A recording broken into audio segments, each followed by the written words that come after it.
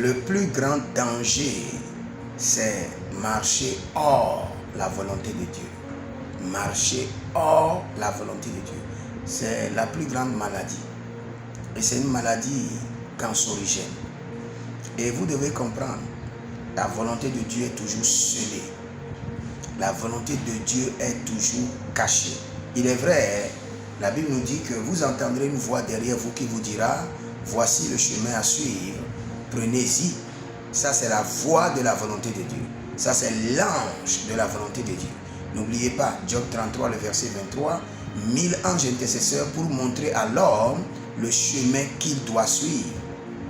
Donc, la volonté de Dieu dépend de la voix que vous entendez, qui est la voix de l'Esprit de Dieu. La volonté de Dieu dépend des anges qui vous conduisent pour vous montrer le chemin à suivre, mais les deux sont codés. Et n'oubliez jamais, la volonté de Dieu est toujours cachée. Pourquoi? Pas à cause de vous, mais à cause de vos ennemis. Pour qu'ils ne changent pas le plan. Il ne peut pas changer le plan de Dieu, mais il peut vous manipuler hors du plan de Dieu. Surtout si vous avez une destinée. Surtout si vous êtes un serviteur de Dieu.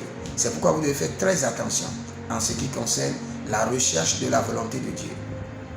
Sans la révélation de la volonté de Dieu, vous ne devez pas poser des actes ni des actions. Car votre vie, votre destinée dépend de la volonté parfaite de Dieu.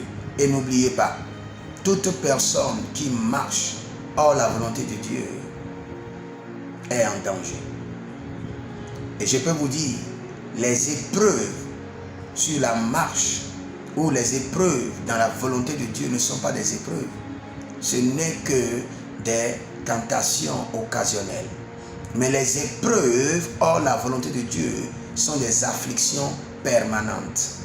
Donc si vous marchez hors la volonté de Dieu, vous êtes dans une affliction permanente qui n'a pas de date d'expiration. On ne sait pas quand finira cette affliction. C'est pourquoi la Bible déclare, David consulta le Seigneur. David consulta le Seigneur. David consulta le Seigneur. Et David consulta le Seigneur. Si vous êtes serviteur de Dieu, vous avez besoin chaque fois de consulter le Seigneur. Et si vous n'avez pas cette capacité, vous devez forcément consulter un prophète ou consulter votre père spirituel pour savoir la volonté de Dieu. Mais je peux vous dire un secret. Ceux qui sont très sensibles à la volonté de Dieu, ce sont les enfants et les femmes. Les hommes ont un cœur vraiment dur. Donc si vous avez un foyer, rassemblez-vous avec votre famille et priez.